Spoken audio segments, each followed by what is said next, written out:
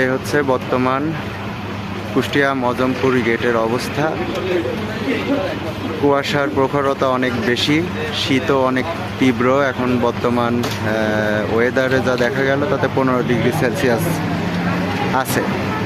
তো ভিডিওটি ছাড়ার উদ্দেশ্য একটাই, সেটা হচ্ছে সমস্ত যানবাহন এবং জনসাধারণের চলাচলে যেন কোনো দুর্ঘটনার শিকার না হয়, সাবধানতার সাথে সবাই চলাফেরা করবেন ইনশাল্লাহ।